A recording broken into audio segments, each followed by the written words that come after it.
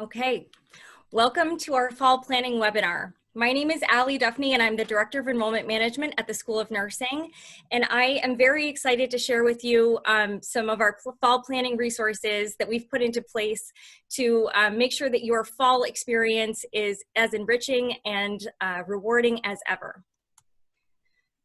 Just a few housekeeping notes before we get too deeply into the content. I want to just set some expectations about how this webinar will feel, because it's a little bit different. If you've been in some Zoom meetings previously, you'll notice that this feels a little bit different as an attendee, and that's intentional. So what we are hoping to do here is to make it so we can have a very large audience and highlight our presenters on the left-hand side and make it so it's very clear about who is presenting, who's a panelist, and who is talking.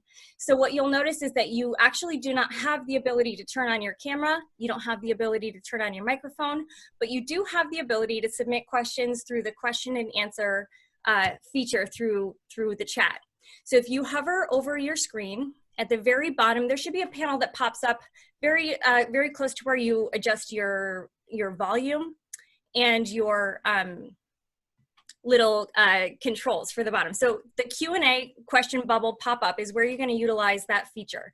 Now at any point throughout the presentation, if you do have questions that you'd like us to address at the end, please feel free to submit them and we will get to those at the very end of our presentation. You will also receive a copy of these slides and this recording by email. You'll receive this if you've registered or if you have not registered. We're going to share this with our entire community just to make sure that everybody does have access to this content. And we would love to receive your survey feedback. So please keep an eye out for that to come in the next few days. And share anything that you liked, that you disliked, things that we could do better. We're always looking to enhance our performance. Now, if at any point you are experiencing technical difficulty, please call 585-275-7500 and you can receive technical support. I also want to give a special thanks to our captionist at White Coat Captioning. Thank you, Laura, for being with us today. Before I introduce our presenters, I just want to give you a quick overview of what we intend to cover today.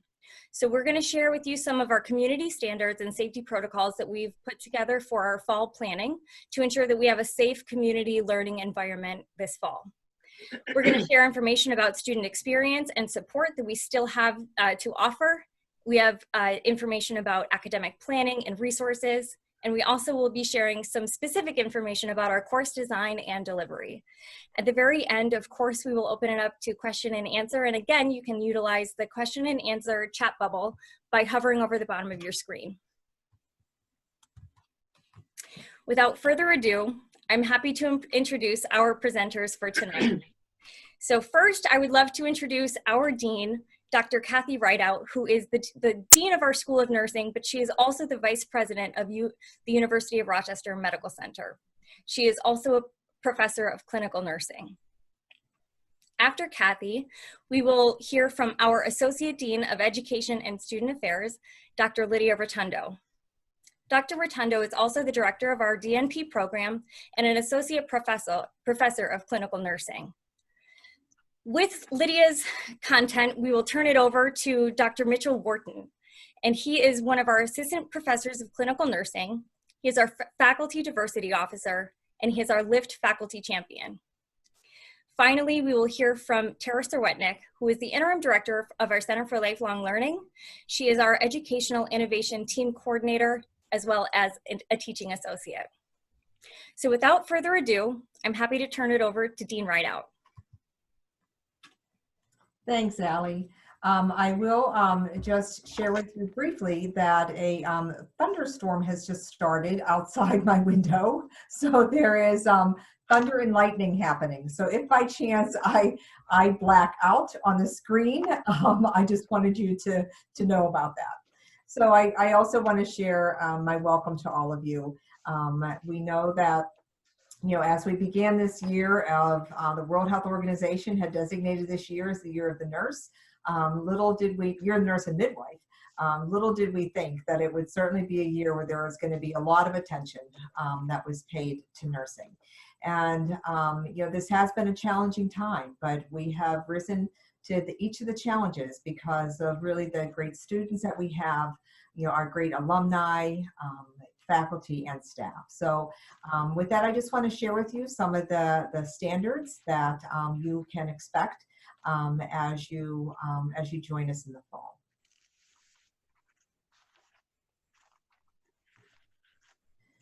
So I want you to know for sure that our first priority, as always, is the health and safety of every single one of us. Our students, our faculty, our staff, in particular our patients, and any guests that we have. We've needed to make some very difficult decisions this past year, in the past 6 months. But the primary rationale for every decision started about what is in the best interest of our students, our faculty, and our staff, and of course our patients.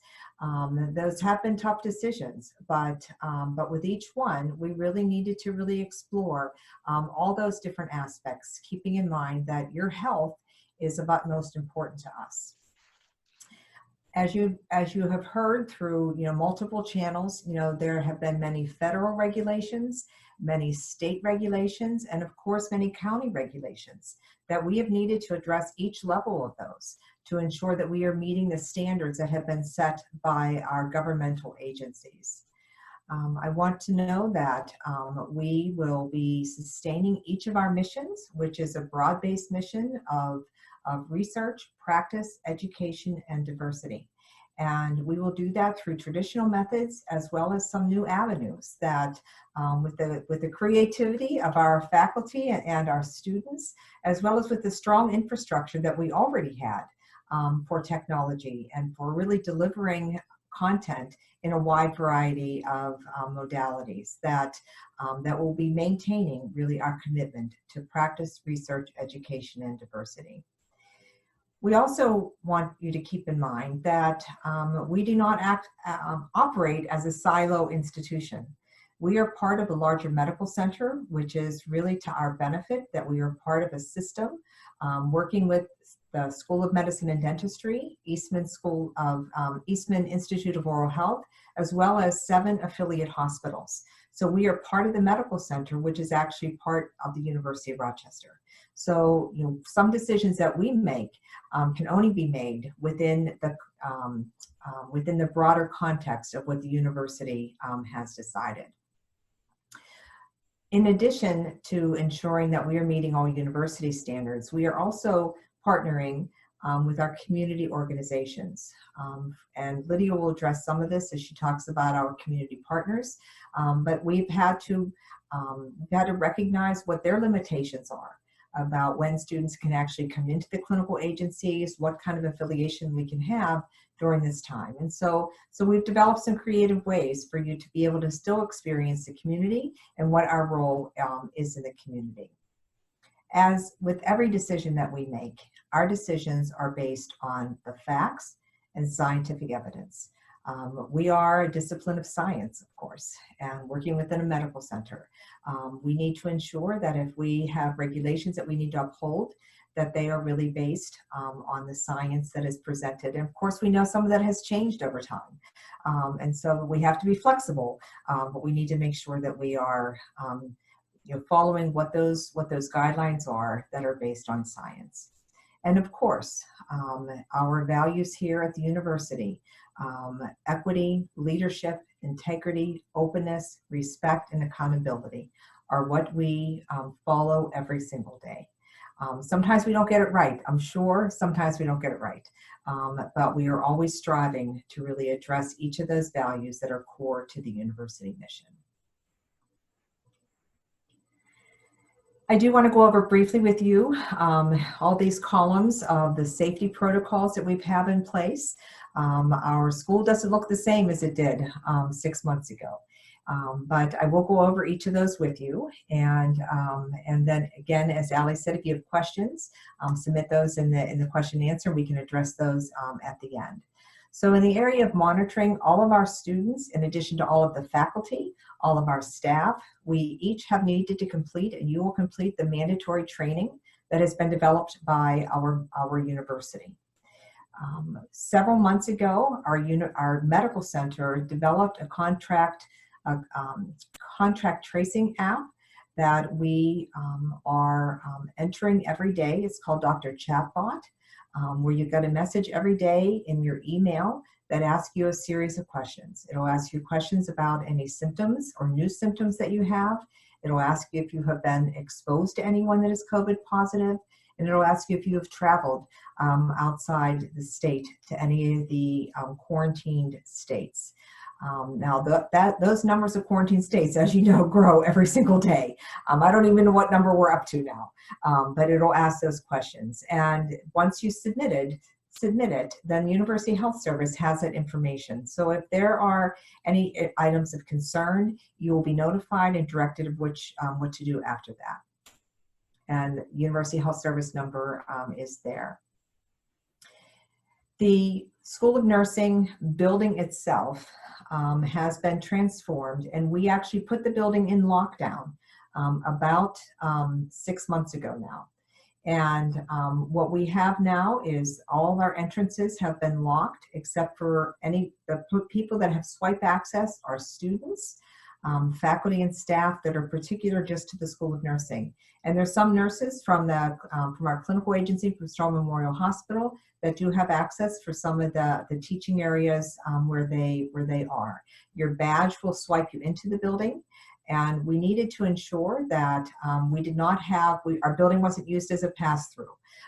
We have multiple people come through our building from the different parking lots to go to the hospital, and we just believed that it was safer for our students to lock those doors so that the only people in the School of Nursing were supposed to be in the School of Nursing. We have closed our areas where students can assemble in groups, such as our student lounge, the kitchen areas. We have a beautiful lounge for those of you that haven't been here before. It's called the Everett's Lounge. I will share with you that the Oriental rug that is in that lounge apparently is the largest one in the country. And it's a beautiful space, but for right now, we can't use that. It's important for us to really just limit the access to our building for when you're here for labs and for services that you might require an in-person experience. We have established distancing requirements based on what we know of policies throughout the university and our county and state, and we'll maintain that 6 feet separation. That means when you're entering an elevator in Helenwood Hall, in the building where the School of Nursing is, only one person can be there. It's not big enough to have a 6 feet different distance. In the hospitals, though, some of the elevators can hold 4 people, can hold 2 people, can hold 6 people. And what you'll notice, there'll be a sign on every single elevator that will tell you how many people are allowed to be in that elevator. We try to make it as simple as possible. Our building capacity will only be at 25%. Most of our staff are working from home, as well as most of our faculty. So we really have needed to ensure that we keep our capacity to just the 25%. Our lab space, which we have a beautiful lab that can hold 70, 80 students, it can no longer be used for all of those students. So we have converted each of our classrooms to lab spaces so that we have no more than 8 to 10 in a group. So that the physical distance that is required by law will be able to be maintained in the classrooms. There is signage about how to go from one area to another and how many people are allowed in each room, how many people are allowed in the bathroom. And so there'll be no guessing about how many people can be somewhere. We are requiring, based on New York State law, that everyone wears a mask. That will happen in the Helenwood Hall building, as well as in all of the clinical agencies. You will be given a School of Nursing mask, but in the clinical agencies, it will need to be the ones that are CDC approved.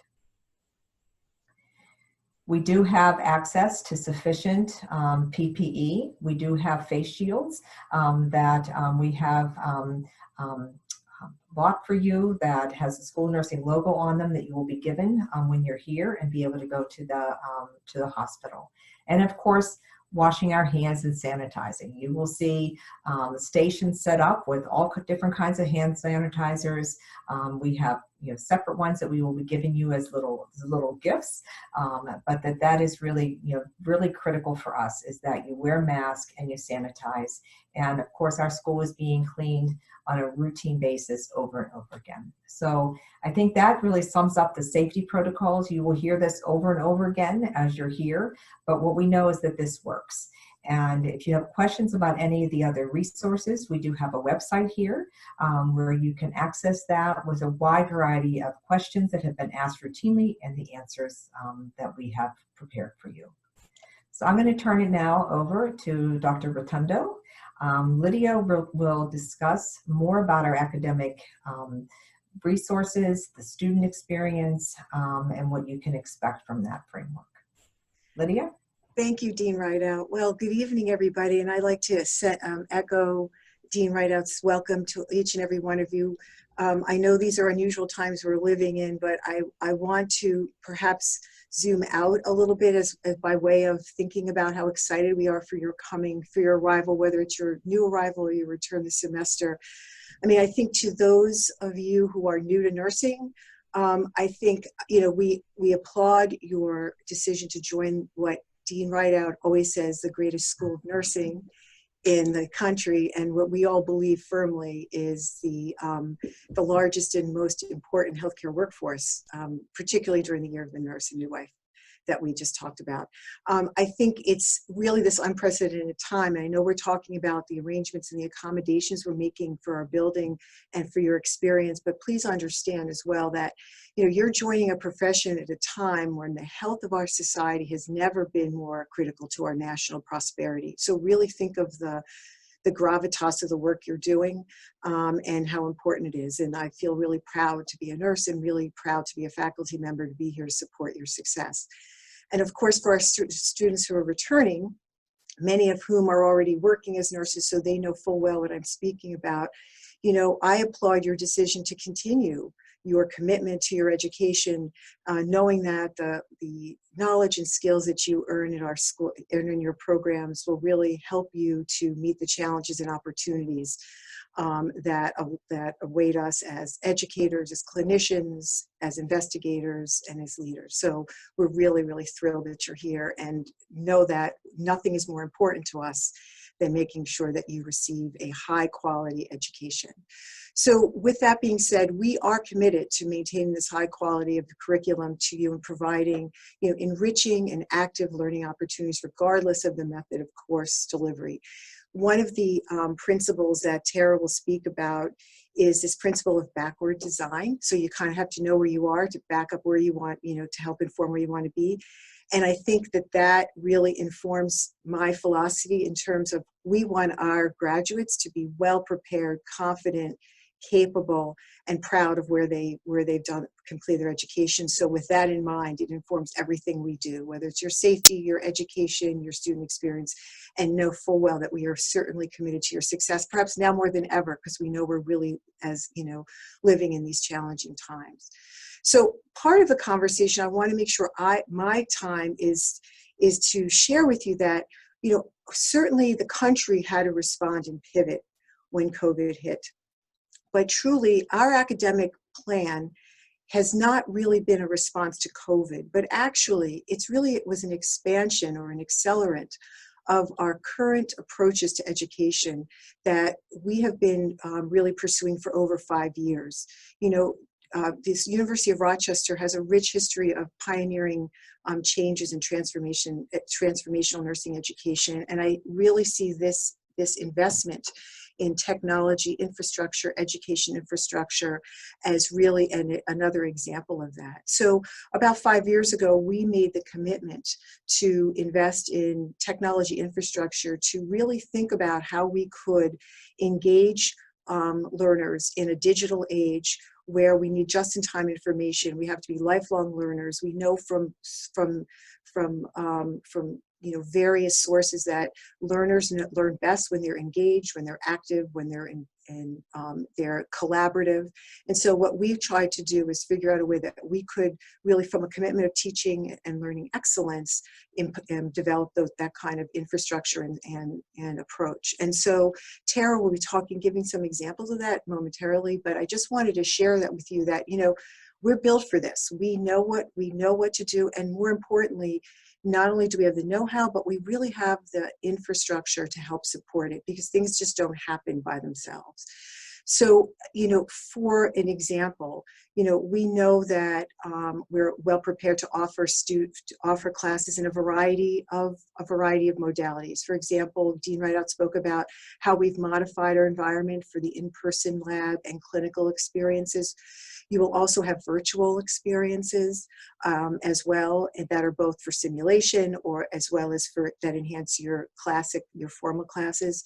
We will have interactive synchronous and asynchronous virtual classes that really will use technology to help engage and provide active learning. And I also think that one thing that we've used extensively now, this is for 2 years in our undergraduate program, is we had converted to an iPad-based tablet program to help deliver our curriculum. So that allows us to have tremendous opportunities to have access to all digital tools that will enhance learning. And this year we're expanding it into our master's program, where our students who are taking the nurse practitioner students taking the first health assessment lab will be using iPads. So we're really trying to lean in and embrace best practices as it relates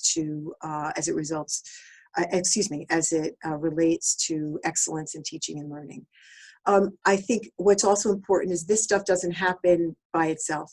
And so part of that critical infrastructure investment has been development of our academic innovation support. And that two elements of that first come to mind is our education innovation team, which Tara is the coordinator for, and that includes instructional designers as well as a close partnership with IT to help not only work on the faculty to develop the skills to utilize the tools, but to align the learning activities that optimize utilization of this, and as well as our simulation. We have a director of simulation, and also some faculty who support, as part of a simulation team, the use of simulation and other experiential learning opportunities throughout the undergraduate and graduate curriculum.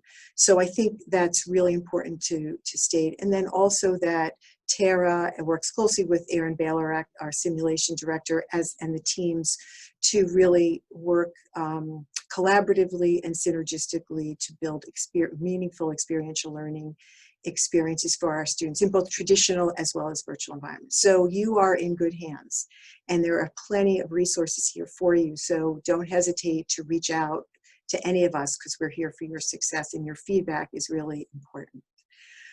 So if we want to look at student experiences, so basically, want you to know that throughout the academic planning, as I mentioned in my opening remarks, we're committed to focus on your student experience, and that's what's really tantamount. That's the most important thing that we do. And so for the health and safety of our community, it's a priority. And so as Dean Rideout detailed, we have modified the building and so that we can make sure that we provide uninterrupted lab and clinical experiences. As a practice discipline, I'm sure you appreciate that the application of the knowledge in either clinical or lab, this hands-on environment, is really important. And we really feel that the combination of those experiences enhanced by virtual learning as well as active engagement with faculty and peers is really going to be a very strong approach.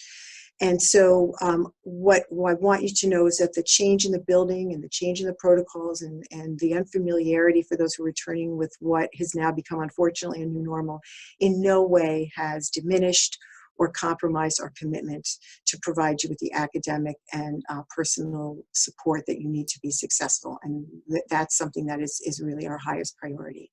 In fact, we have enhanced existing support services by adding new structures and to address those academic and personal needs, so we're accessible and available. And I'd just like to turn over to Dr. Wharton, who can talk a little bit about these services and resources that we have. Hello, everyone. I'd also like to share my thanks to all of you for joining us this evening. As you've heard already from Dr. Rideout and Dr. Rotundo, we are definitely committed to your academic success. And it's not just in the classroom, because we recognize that life still happens while you're going through an educational program.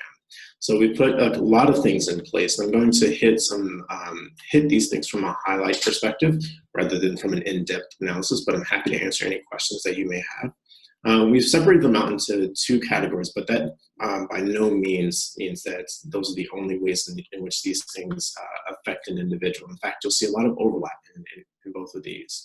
And I'm going to start with the academic side. And so from the academic perspective, of course, you'll have an academic advisor, you have your course faculty, and you have a program director. So that gives you a laddered, structured framework. If you're having difficulty within a course, you don't just have to sit and kind of suffer through it. There are supports at multiple levels throughout your academic learning. There's also a dedicated office for student affairs, and we have a brand new director of student affairs, Ms. Colleen Johnson, who has years of experience in working with academic success, and is really committed to student learning and to successful outcomes for all students, not just in the classroom.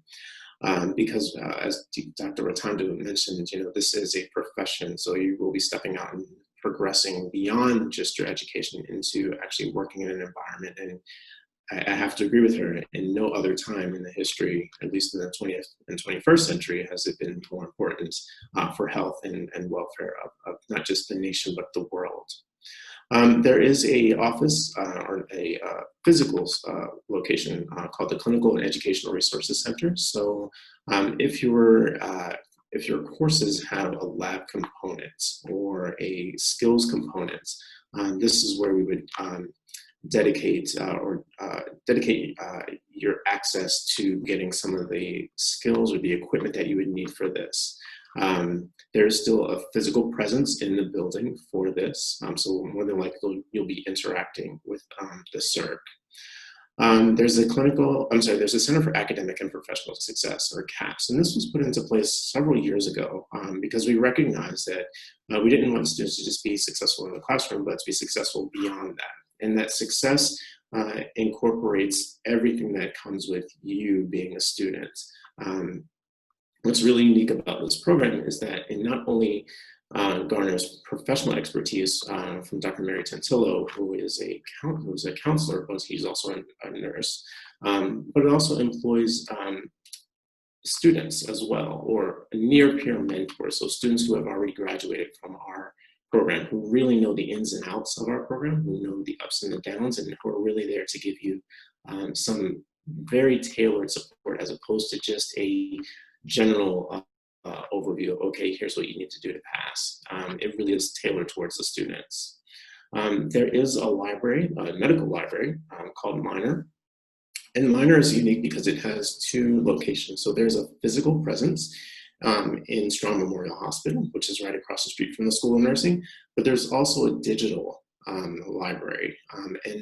What's really great about this is that we have our own dedicated School of Nursing librarian that works through Minor Library, who is on call. You can schedule appointments with them online. Her calendar actually syncs up to her regular calendar, so it's not a guess if they're available. Those are the actual dates and times when she is available. We have information technology services, so for any IT needs or concerns. There's also disability services and support. So for students who may need additional accommodations, please make yourself available to this. We are, again, very flexible and very reasonable in terms of how we approach students' learning needs. Not every student learns the exact same way, and sometimes there needs to be different accommodations or different things put into place. And so we do have an office dedicated to doing that. The last two things here on the academic side are things that are very near and dear to my heart. The first one is LIFT, which is Leading with Integrity for Tomorrow. And this is our equivalent of a student nurse organization. And so this one was homegrown here at the University of Rochester, I think about 7 or 8 years ago. When students came forward and said, we're learning a lot in our classes, but we'd like some additional information or additional experiences in how to interpret what we're learning, or there's some missing elements, and so we want to learn some additional things. So with this, students run this organization. They bring forth ideas that they would want to have either a session on or a learning opportunity for, and we make sure that we get them what they need. It has historically been held, in person. We're transitioning to doing this in a slightly different format, but what I can say is that this has been probably the single largest student attended event or series of events, because there's typically one every month of anything that we do. And it's not just about your direct nursing education. There are also some volunteer opportunities, so community engagement opportunities through LIFT. And then the last one here is diversity, equity, and inclusion. And you should know that the School of Nursing has a dedicated council. It is a standing council throughout the entire school, dedicated to diversity, equity, and inclusion. So issues that come up, we respond in a timely manner. We continue to provide programming throughout the entire School of Nursing, so that's faculty, staff, and students. Excuse me. With regard to the personal aspects, again, you'll see the first two things there are the exact same things for the academic. So you have an academic advisor, course faculty, program director, and student affairs, because we know that sometimes students come in and they have life issues, and really need to talk about those. We are not an unsympathetic program, so we encourage students, if you're comfortable talking with us about some of these things, then please do. But that is at your guidance. For more severe, or not more severe, but for more delicate or sensitive issues, we do have a university counseling service, or university health service, which also has a university counseling service subsumed within that. And so that's for physical health, but also for mental health needs. There is a care network and a basic needs hub. So the care network is actually a reporting system where if you have a concern about yourself or another student, or someone has a concern about you or just an incident or something that's happening, you can reach out to the care network to get some guidance and to move through this. What's really great about this is even prior to COVID, this has been a mobile, it's been deployed as a mobile app, so it's on demand whenever you need it. The Basic Needs Hub really is just that, and so we recognize there are a lot of things that students need or emergencies that come up, and so there's an online hub that will help you to get access to things that you need, be it housing, be it maybe there's an emergency within that you need to travel for, or pretty much anything that you can think of, we can probably help you out with that. I skipped the Interfaith Chapel. Excuse me, there are actually two interfaith chapels. There's one in the school, there's one in the hospital across the street from the school. And so if you need a quiet place to contemplate or to meditate, that's there. And then there's another one that's on the River campus, which is probably about a 7-minute walk away from the School of Nursing, which is much larger, but also can provide you with a space, or if you would like to meet with any of the pastoral staff, you can meet with them. And then lastly, there is a food pantry, and this is university-wide, so that there should never be a situation where basic needs are not met. So between the Basic Needs Hub and the food pantry, we should be able to meet all the needs that any student would need. I'd like to turn it over now to Tara Sortik to talk about academic innovation. Thank you, Mitchell, and thank you all for taking the time to join us this evening. As Allie mentioned, I'm the interim director of the Center for Lifelong Learning and also coordinate the Education Innovation team. And I'm going to provide an overview of the School of Nursing's investment in academic innovation at every educational level. So our organizational structure really promotes a unique partnership between our faculty and our experts in instructional design and simulation. We utilize best practices and nationally recognized standards for online course design. And in addition, the foundation of our course design is based on a framework called Community of Inquiry, which ensures that there's engagement among peers, among faculty, and the course activities to really support achievement of student learning outcomes.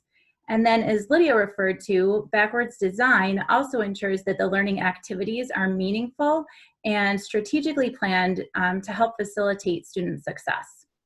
The benefits of using, Allie, can you go back? I'm almost done.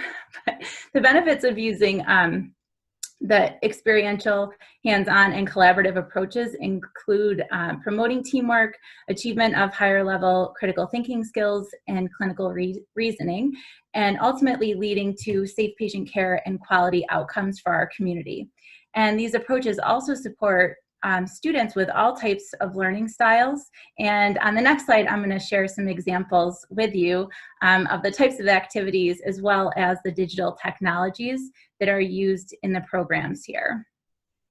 So in thinking about the modes of course delivery, courses are going to be conducted either online or using a hybrid model where some activities such as lab and clinicals will be in person in a combination with some online activities as well.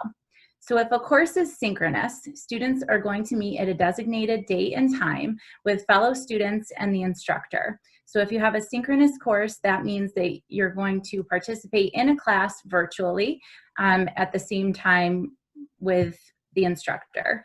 Asynchronous courses include activities to promote student and instructor interaction using collaborative assignments and interactive discussion boards, for example, but they do not have a designated time for students to meet.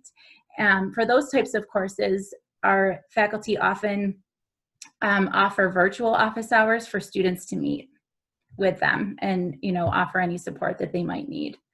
Our hybrid model might also include some activities for pre-learning so that students would come to class with a baseline of knowledge on a given topic, and then instructors can focus on more complex concepts within the class. And with this model, instructors may review a brief PowerPoint lecture, offer some opportunities for discussion and question and answer. And then students may participate in an activity such as a case study, development of a concept map, or maybe a collaborative exam review. The types of digital technologies that we use are the same types of technologies that we might use if we were teaching classes in person. And they work really well in the virtual setting. So for example, we use something called Padlet where students can all add information onto one screen. It's almost like an electronic whiteboard or sticky notes, and it helps to facilitate a collaborative activity. Another example might be mind maps and concept maps, which can be used as a visual diagram for outlining complex concepts.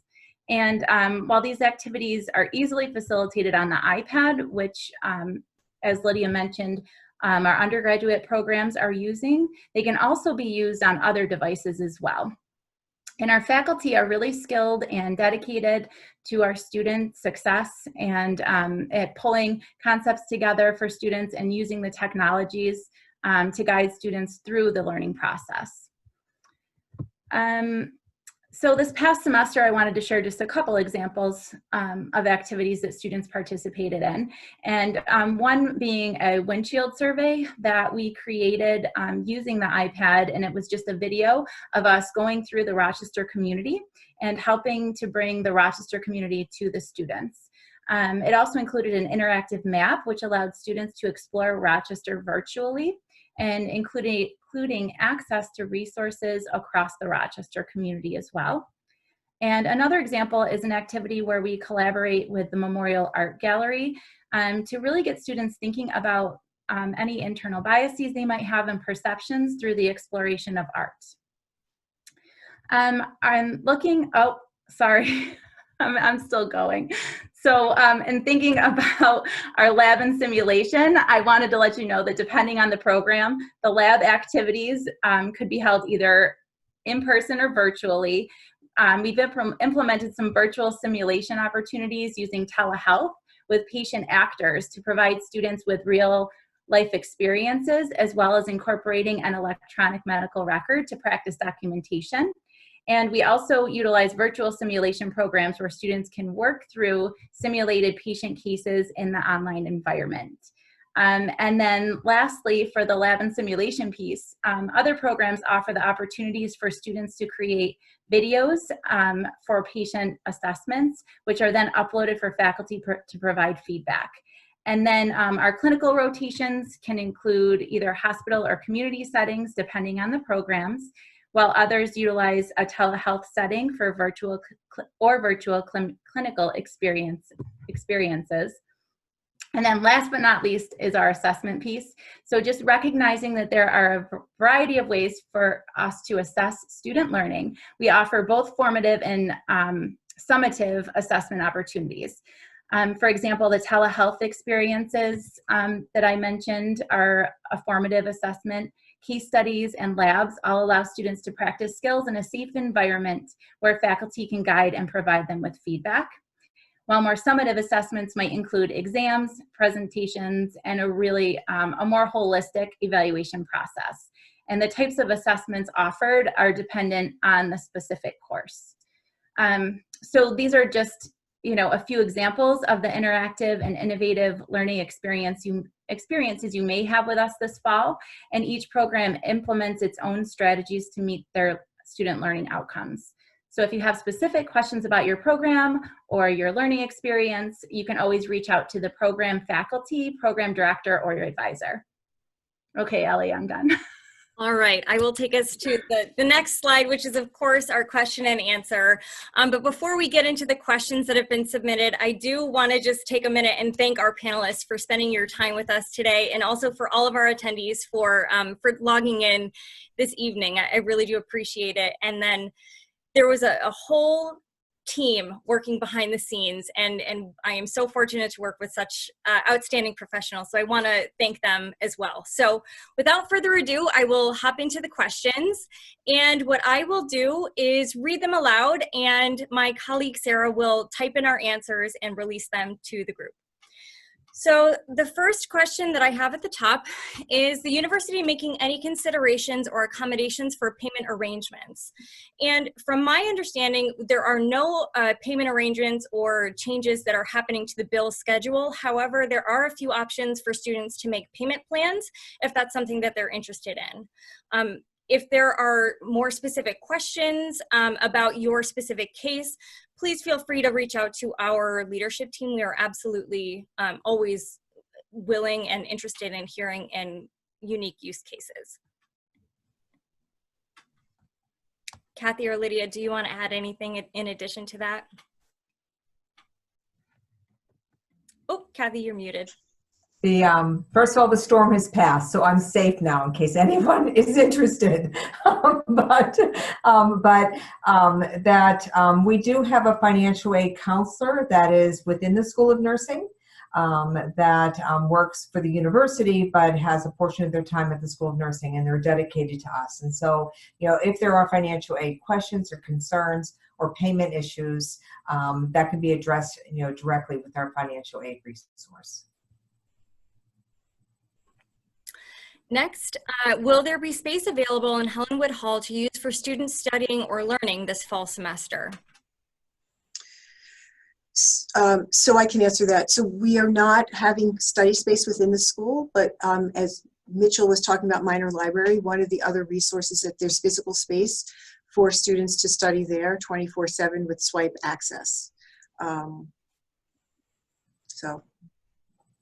And I think it's just, remembering that we've needed to transition our school in a different framework so that we can have our labs in different places. And we really need to minimize the number of people that are in the building. We can only have 25% occupancy. So in order to do that, we've had to limit some of those experiences. Thank you. We have a question about office hours. Will office hours be available, and will they be conducted virtually or in person? So there will be office hours. Every course, it's a requirement of every syllabus to identify what those those office hours are, and they will be virtual. We are not going to be having in-person office hours.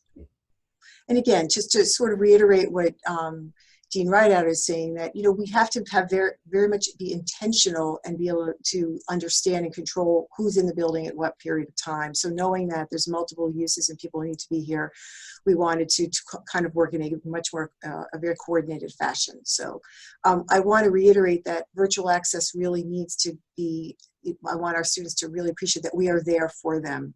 That because they can't just drop in, it does not mean they can't arrange at any time to be available. In fact, to give you an example, some of our faculty, I know in the undergraduate program, the EPN program, let's say they have a class time. So their class is from, I don't know, 2 to 4 or 2 to 3.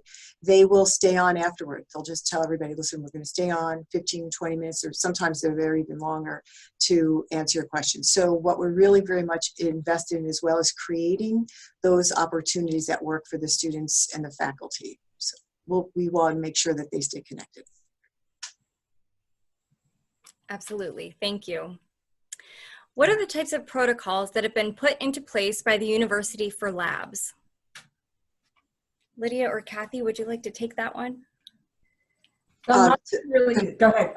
I'm not sure the extent of the question, but all of our lab spaces have been designed so that when possible, there is physical distancing when the content is being explained. But then as students are closer together to actually do a procedure or learn a procedure, they all wear their PPE. So we have gowns, we have face shields, we have the mask, and they're required to wear them in the lab setting. Everything is cleaned in between groups going in and out of the labs, and then a total cleaning is done at the end of the lab before the beginning of the next session the next day. So we have minimized the number of people in each of those spaces to really assure that there is the appropriate physical distancing. And additionally, we've reduced the size of the labs. We've done a lot of, very complicated scheduling work to make this work. It's been very thoughtful on a lot of different fronts to make these labs work. Yeah, so go ahead, Lydia. I'm sorry. Go ahead. Go ahead. I was just going to say, we've even arranged so that the students aren't in the hallways at the same time, so that one lab ends 10 minutes before the other lab begins, so that they have already exited the building before another lab comes in. It has been an intricate scheduling process, should I say. Yeah, I was just going to say the same thing about the schedule. It's like a ballet. It's like lab ballet. It's very choreographed. The other two, we have we've ordered for specific labs, we have physical distancing, we have separators, screens. And the other thing to remind, we've done this so long ago that I want to make sure we don't forget to let everybody know that we had to have our plans approved by New York State. So how Dean Rideout spoke about, we're a part of a university and that we are not in a lower part of a medical center. So we really needed to work in concert, not only with the university, but with the medical center, and the School of Nursing and the medical school had to put together our policy to ensure that we were attending to the requirements. So. Thank you. The next question that's come in is, will the library be accessible for use during our scheduled online class times, and what about after class? So Mitchell explained a little bit about some of our resources, but of course our library will still be you'll be able to access our library by swipe for library space as well as printing. And if Kathy or Lydia, you'd like to share any additional information about those resources, please do. Yeah, the only thing that I want to share is that the minor library that Mitchell spoke about, that's in the Strong Memorial Hospital, that they have only allowed access to that for our medical students and our nursing students. And that's really their commitment to the education missions of the medical center. So they have appropriate spacing designated, and they have enough private rooms where students can go and participate in a Zoom class that they might need to get to before they actually go home. And so they have really been diligent in ensuring that space. And that really only opened about 3 weeks ago now. Thank you, Kathy. The next question that's come in is, if we get sick with COVID, how will we be able to make up missed classwork? Kathy, would you like to answer that? Sure. So Lydia can help answer as well, but I want to make sure people understand that we have dealt with health issues forever. That we've always had students that have needed to have surgery or have had other illnesses that they've needed some special consideration for. So first and foremost, we need to ensure your health and to make sure whatever it is you need to get healthy and to stay healthy, and really garnering resources to help you to do that. And so COVID-19 is not any different than any other illnesses that we have dealt with through the span of the years that we all have been here. And so the first question we're going to make sure is, do you need other intervention? Do you have a provider? Do you have the medications you need? Do you have a place where you can quarantine? We're going to ask all of those questions because that's of utmost concern to us. And then we will look at everyone as an individual to see where in the course of the semester that has happened, is it in your last week of the semester, or is it in the very first week of the semester? Knowing that different students, different people respond differently to COVID-19 infection.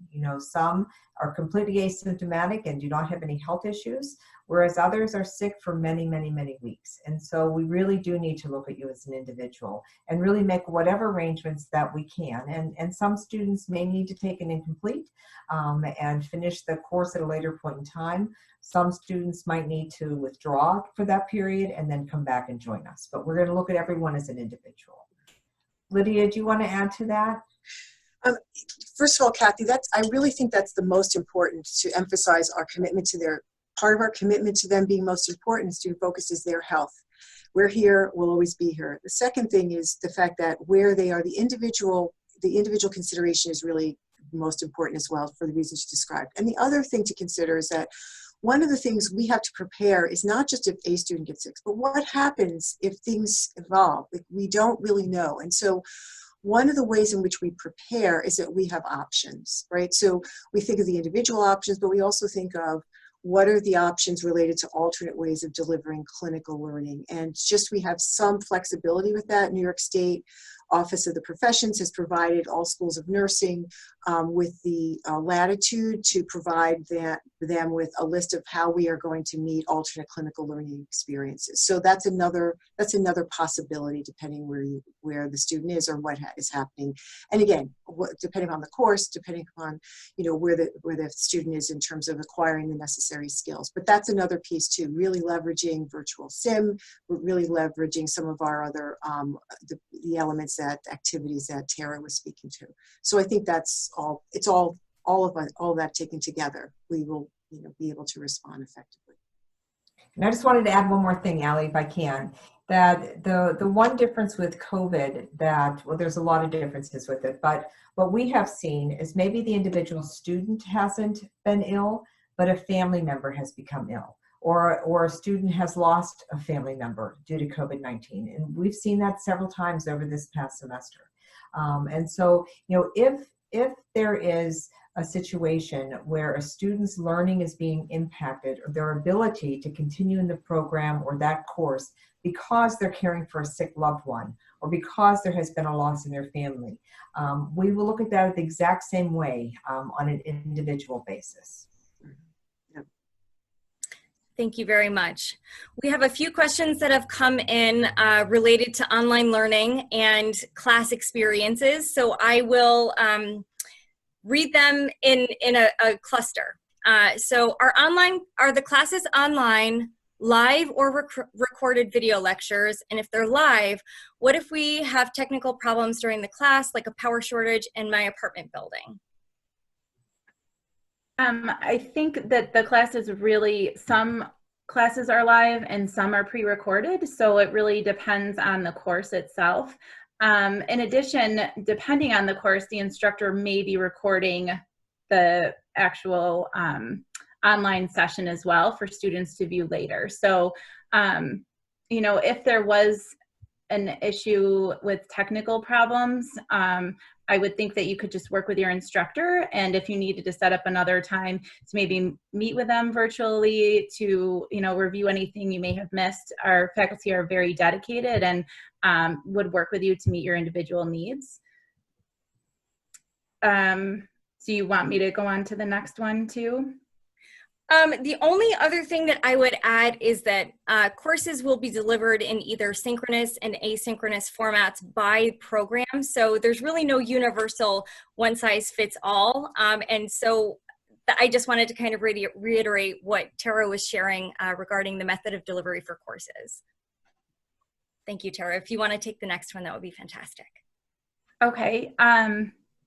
So as far, again, like thinking about the type of program or course, if the class is being done virtually, it really depends on if it's scheduled synchronously or asynchronously. So that is outlined in the course schedule too when you're registering. And then all of the expectations will be clearly outlined in the course by the instructor. So, you know, it kind of really depends. And I'm just going to step back. I'm not sure if everyone has been able to read that question, but essentially the question is asking, being that instruction is being conducted virtually, will I still be required to attend, to be available during the regularly scheduled class times? And some students very well may be. So your best bet to plan for a successful semester would be to plan to be available and confirm that with your faculty instructor. The next question that's come in is, how will testing be done for virtual classes? Will it be an online test, and will there be time limits? And I think that this is very much subject to which program students are enrolled in. So for APNN, for our accelerated program for non-nurses, our testing will be done in person. And of course, if you are eligible for ADA accommodations for additional time, those will be done in the same fashion, and we will absolutely be able to provide those to all of our students in the same quality. Lydia, do you have any additional? No, I mean, it's just, first of all, let me just make a comment around high stakes testing. You know, something that, you know, to tie to what Tara was saying earlier, was talking about assessment. So it's really important for us to sort of understand and monitor how well our students are learning throughout the entire semester, so that we really, the formative assessments that she spoke about giving feedback to identify areas of strengths and weaknesses and target areas that need to be reinforced or you know, reflected upon. That's something that happens throughout the semester, and that's going to happen whether we're in a virtual environment or whether we're in a traditional environment. So that's number one. I think the other piece is that depending upon the assessments, the exams, it depends on what the course is. So for example, you know, in graduate courses, a lot of times you have papers and presentations. In the courses, the science courses that do have exams, those are proctored and they are timed. But they're timed from a perspective of, you know, the same exact situation that would happen if you were in a traditional setting. So there's no difference there at all. And then as Tara, or as you mentioned, Ali, for the APNN students, they will be done in person. Again, a similar thing, the timing of the exam would be no different whether it's the virtual environment or whether it's the in-person environment or whether it's in this, you know, modified, socially distanced environment. So that will be really consistent. And students who have accommodations will certainly make sure that we work with them well in advance to make sure that their schedule can be accommodated. In fact, we've dedicated one of our large classrooms to specifically a testing room for individuals with accommodations. So I want people to realize that we're here to really, you know, reinforce their learning and really engage them in their learning throughout the semester, not just an exam time. Thank you. Our next question is, will study rooms be designated for nursing students, and how will social distancing work with the on-campus instruction? So there's not study rooms per se. Minor library, as we talked about, is for school nursing and medical students, as well as any other, you know, people's apartments or wherever, you know, any other place that they would find as outside if the weather is still nice for a while. In terms of, what was the other part of it? The social distancing. Oh, social distancing on campus. So it's interesting, right? Here we are in nursing. You're going to be working with patients and you're going to be like really up close and personal. And yet we have to understand that when we're not wearing our professional hat or a nursing student hat, we will be maintaining social distancing. So the whole idea of protection and appropriate use of PPE and minimizing risk is really critical, right? So if we're up close and personal in terms of the, clinical environment, wearing PPE is critical. And those elements that Dean Rideout talked about earlier, sanitizing, not necessarily, providing social distancing when appropriate is critical. A part of that as well is surveillance. So it's not just social distancing, but making sure students rigorously do chatbot every day, which is the app that asks you to report any symptoms, and they will be responded to by the University Health Services. Either the nurse will call them right away, or you'll get a prompt. And to abide by social distancing. If you're not feeling well, do not go to class, do not go to clinical, and use chatbot, or you can always report to your instructor. So we always want you to be conservative and use common sense in that respect. And then in the labs, we talked about what we have done to alter the building, right? So we talked about the additional, the masks and the goggles or the face shield, the reduction in occupancy. We have, where we had one lab, we now have 4 labs, and using the spacing so that we really can minimize the exposure. Even things like the labs with sheets, and whether we have sheets on the bed, and what the wiping down procedure. I mean, Jeanette Hunt, who is in charge of CERC, is just done an incredible job. So when you get to those labs for that, you will absolutely be given all that, the information you need to make sure that the social distancing, as well as all the other requirements we need to mitigate, or excuse me, to minimize the exposure and transmission of COVID will be explained. Thank you. We have a few questions that have come in that are specific to COVID. So what happens if I find out I've been in contact with another student who has become infected with COVID-19? Okay, so what I will tell you about COVID questions in general is, first and foremost, if you have a concern, we want you to make sure that you always are conservative. So that is to say that if you have a concern about your own exposure or your own symptoms or exposure to others, the first thing we want you to do is not, just self-isolate, right, until you can get more information. So for example, if you're not feeling well and you're going to clinic, I wouldn't go to clinical that day, right? And so what we have done is we've created on our website, and Allie can speak to it, ongoing updates to what our protocols are around COVID. What we have also done, in one of the earlier slides, I talked about the extended services and structures and roles we have in the school to address this. Really dealing with COVID is one of those questions. So Colleen Johnson, who's our, as Mitchell described, our new student affairs office director, she is also the care and support coordinator for the School of Nursing related to COVID. So she would be a really great resource for you as well. So if you have questions around there, I would do two things. Look at the specific questions on our website, and Allie, you can give them the COVID page. And then if you have any questions, please reach out to Colleen Johnson. Her name is also on the contact page, and she would be able to answer any specific questions. I'll just add to that is that the University Health Service has a call line that if you are having symptoms, if you've been exposed to someone that has tested positive, or that is really sick and they're going to be tested, they have a number to contact so that you can get that guidance. And every day that you complete the chatbot, the doctor chatbot, which is a symptom tracker, that you will then be in contact with someone if you've had some of those symptoms. So they are there to guide us. That is the health service for the university. And they can provide you specific questions about your own health or exposure issues. Kathy, I want to reiterate something Kathy said. So one of the things we're finding, they are a phenomenal resource, but if you have a question or if you have a symptom, don't just show up.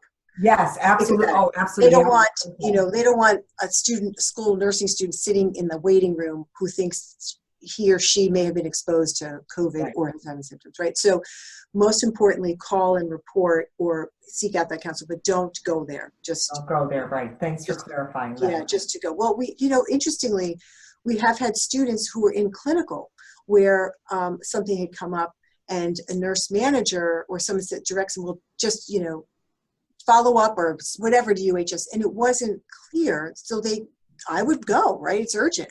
So again, that's why the devil's in the details. Yes, we want you to follow up with UHS. We just don't want you to physically show up there. This is not the time to be precocious. Just go home. Just be cautious and go home, and then they'll call. And then they'll talk through, and then they'll have arrange a time for you to come in and be tested if that's warranted. And additionally, I think the current CDC guidelines for if you are exposed to someone who is a confirmed COVID-19 case is to quarantine and for 14 days, or if you develop symptoms until your symptoms have subsided and your fever has been gone for at least 48 hours. So we have links to all of these really amazing and rapidly changing web resources right on our website. So I'm happy to send this around as well for the most current update. Travel. What about travel for the holidays? Will that be restricted or impacted by the potential COVID quarantine requirements of New York State?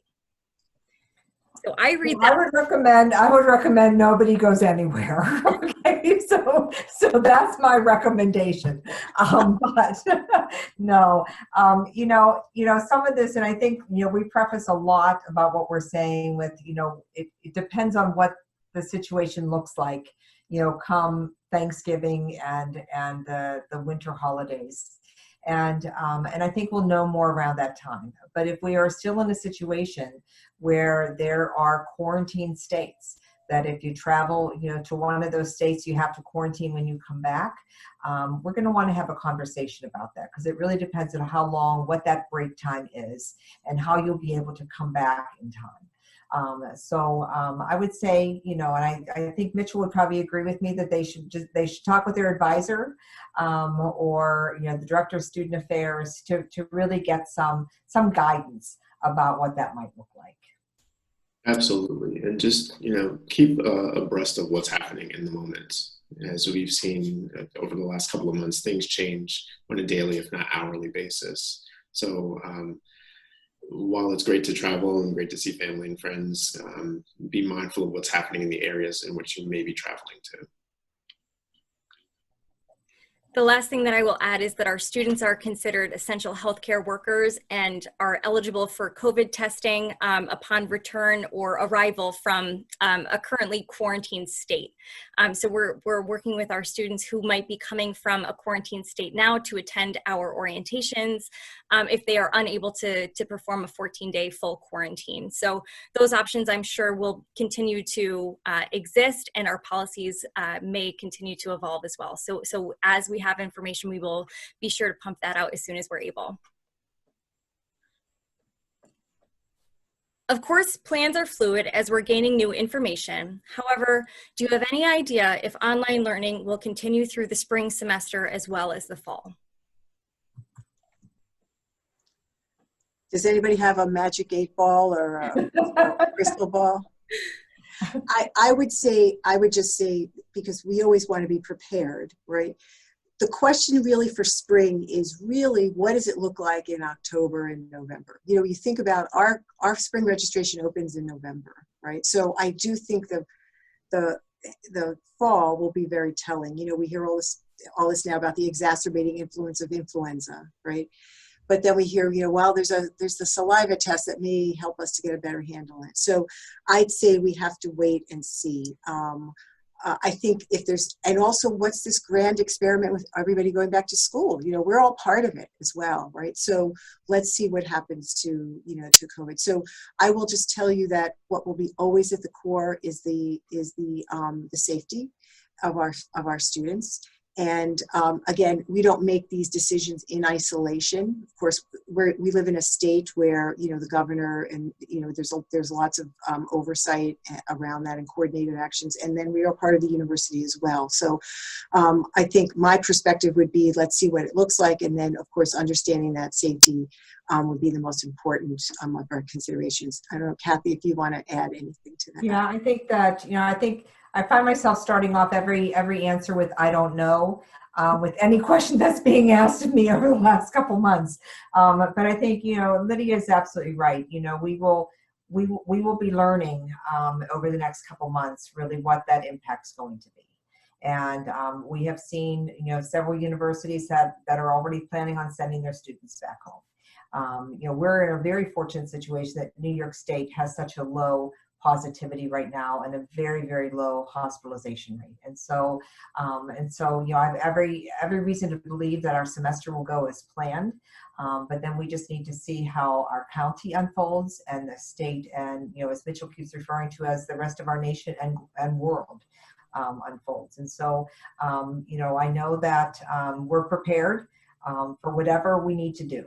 And we've learned that over the last few months. And so all I can say is stay tuned, and we're really good with communication. So we will, as we know things, we will definitely make sure that everyone's aware. Thank you.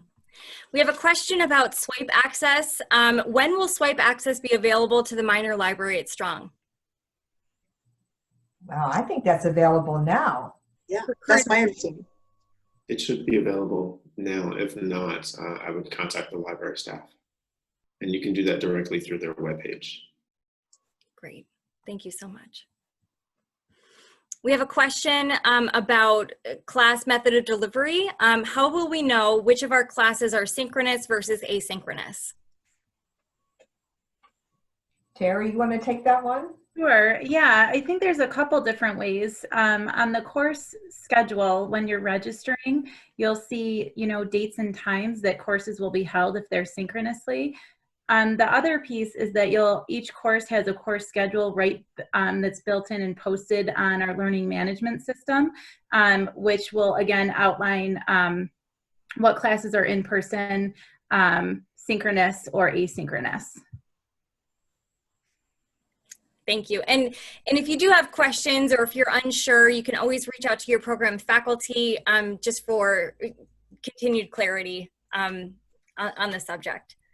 And I just want to make sure people understand that synchronous does not mean that they're in a classroom. Okay, it means that it is still through some methodology of Zoom or whatever the faculty member is using, that they will have to be at the class at the same time as everybody else. They won't be in a classroom setting because we're not able to use our classrooms that way right now. And so it will be virtual, but you would need to be required to be there at the same time as everybody else. Right. The only other thing I would mention would just be if your course has a lab assigned with it, those may be in person, but like Kathy mentioned, the didactic pieces will either be synchronous altogether virtually or asynchronous where you're working on activities throughout the week. Thank you. We have a question about test results for COVID. What if we test positive for COVID-19 antibodies? Do we still have to do the masking and other protocols? Yes. So what we know about COVID is only 6 months old, right? So what we know about COVID antibodies is even, I guess, less, depending on how long it took for it. So we have there's some working understanding that COVID antibodies might be protective for 3 months. Again, there's lots of unknowns about that. So I would say that we're, again, being conservative. We don't know how long COVID antibodies last, and no one at this point hasn't even studied what that actually means in terms of being protective as either getting infected or transmission. So we will be having everybody do universal precautions in terms of the PPE, masking, hand washing, and social distancing. Kathy, did you have anything else to add about that from the? No, I think that you really nailed it. Lydia, it is we just don't know enough, and so we have no guidance or science to really tell us what that's going to mean for how we are to protect ourselves. And so as we learn more, we might change that decision. But as of right now, we all wear masks, we all wear goggles or shields, whatever the situation might be. Thank you. I do want to take a look at the clock. We have about 15 minutes left and 13 questions that are open. So we will try and get through the rest of these. But if you have questions that come up after this webinar, please reach out to any of the contacts that are on the screen, and we will do our very best to answer them or connect you with a resource who is a more appropriate person to answer that for you. So the next question that's coming in is about the May cohort deferral. With the May cohort being deferred and the fall cohort combined, will there be any problems with the ratio from students to staff? Also, how big is our cohort? So I'll start and then Kathy can add in. So there's no concern. What we do is we make sure that our faculty and staff, our faculty and student ratios remain, well supported. So for example, clinical learning, we know that we have our clinical groups are about 8 students for every instructor, so we just get additional instructors. So the May cohort, essentially the deferred May cohort, we added to that group so that we will have 80 students in the incoming cohort that we have been planning for really since back when we decided to not admit that May cohort. Kathy, did you have anything you wanted to add? Yeah, I was just going to say that we initially were going to bring in 65 right for May, and we gave them the option of either coming in September or January. And so, Allie, you probably know more specifics, how many actually deferred to September and then how many deferred to January. But we then increased the class size to 80, which is what our current students are that will be graduating in December or actually August. They were also a class size of 80. So we just increased that class size. But as Lydia said, we have hired additional faculty and we have the staff to support that number of students. And also, just to bring in Tara's work as well, one of the things we've done is we've designed the learning for the class size appropriately, right? So one of the things we do is we think about engaging, working in groups and collaborative learning and working with peers and small group learning. So it's all the activities and the approach is really incorporated into the multiple strategies around education, whether it's clinical, lab, or in the classroom. Thank you. And I think you did a great job explaining what has transpired for the fall enrollment. We did have the vast majority of our students choose to enroll in the fall, and we are very excited to welcome you into our learning environment. As far as travel for the holidays, do we know if we will be required to quarantine upon return? So it's a very similar question to what we had before. But this one ends with, will a negative COVID test negate the need to quarantine? And that is no, and the type of quarantine that you will have to complete is it's called a social quarantine, meaning you can attend in-person mandatory learning experiences with a negative test, but you are expected to quarantine otherwise. And that's very similar to what we're seeing right now with students who are traveling to relocate here from a quarantine state. They will not have to observe a full quarantine. Once they have negative results, you can enter our building for required learning experiences. Allie, I definitely want to get to 2 of the questions before. One relates to, that we haven't said anything about, they have student outreach, but I think it means street outreach. Yeah. That is a program that our students do with medical students, and one of our faculty and some of the School of Medicine faculty are part of, and that's really the program to do outreach with the homeless in our community. That was paused for a couple months, but then that restarted last month. And so, so we plan to continue to do that. All the safety protocols are in place for that, and that will continue. And then the next one about, will we be working with COVID patients in clinical? That has really been a decision that has been made by our clinical agencies that we have firmly supported. The answer to that is no. Our students will not be working with patients that have been identified as COVID positive and therefore are being cared for on a COVID positive unit. It doesn't mean that they might be caring for someone that turns positive, that might have been hospitalized for something completely different, that maybe they needed to have some type of surgical procedure, and while they were there became ill. So, but as at this time, our students are not permitted to work with COVID positive patients. Thank you, Kathy. We have a question that's come in about tutoring. Can you talk a little bit about how tutoring will look this fall? Can those sessions be scheduled with a tutor virtually if needed? when they say tutoring, they mean using CAPS?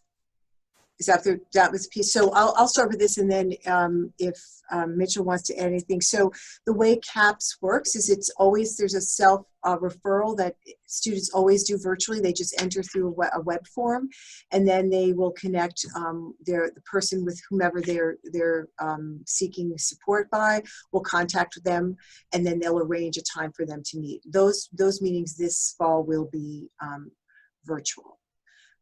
And so I don't know, Mitchell, if you know anything about the near-peer mentors or any of the other support services that you might want to add.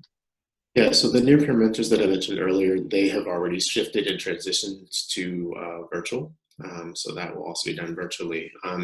It can be done in a individual one-on-one session, or sometimes it's done in a group session. It all depends on what the need is, what the students' needs are. Thank you. We do have a question about exams, and it is, will exams be conducted online as well if the course is online? Yes, if the course is 100%, virtual, no, that it's offered online, exam will be, yes, will be online. Mm-hmm. And there's, in the graduate program, there's very few courses that are offered that exams that way, but those will be offered distance, fully online. Thank you. And I do just have a comment from one of our faculty members in the audience that says, we've been using online testing for years and our IT staff are experienced with providing technical assistance as needed as well. So thank you, Sue, for adding that. We have a question about labs, open labs. Will there be any opportunity for open labs? Not that I know of right now.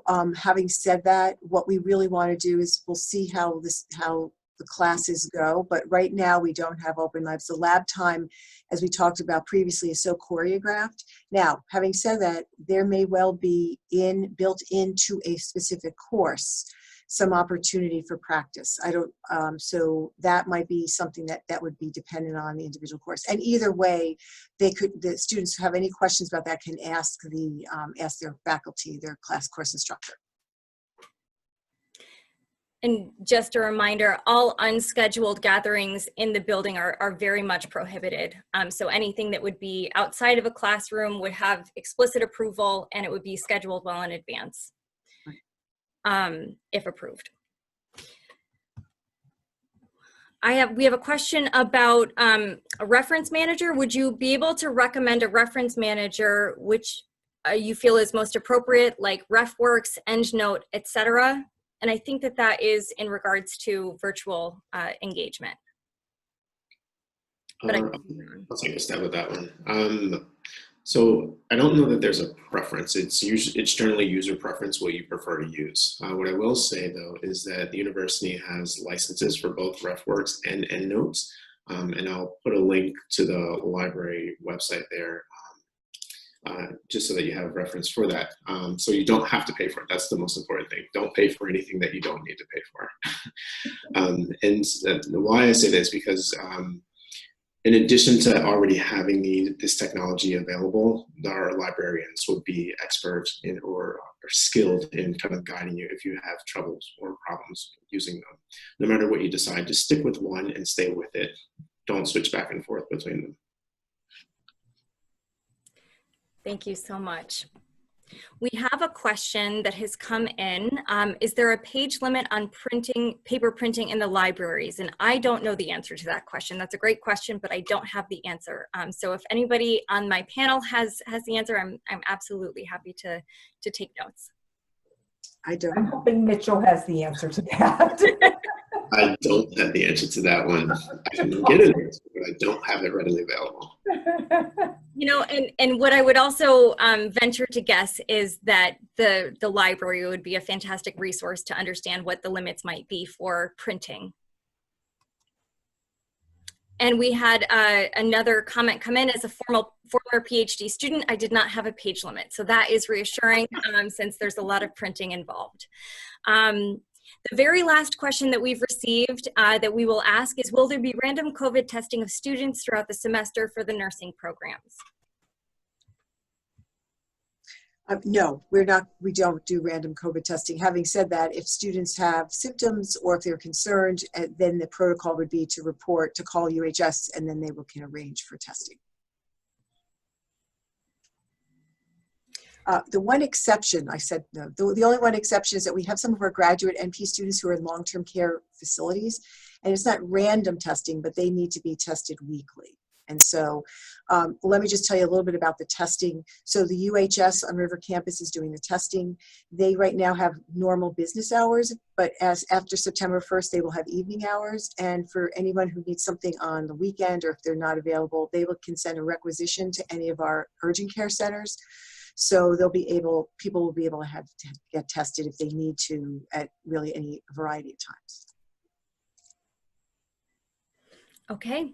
Well, we've made it through our questions, and I want to, in closing, again, thank my panelists. I appreciate you spending the time, and I appreciate your expertise in being this accessible to our community. It's really important, and I want to extend a thank you to all of our attendees who have made time for us today.